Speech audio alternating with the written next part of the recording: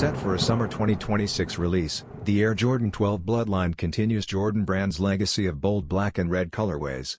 First introduced with the Air Jordan 1 in 2019, the Bloodline theme makes its return with this stealthy take on the AJ12.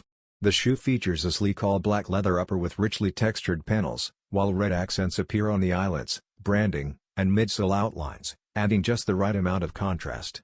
Staying true to the iconic Air Jordan 12 design, it retains the recognizable rising sun-inspired stitching and durable construction that fans have come to expect.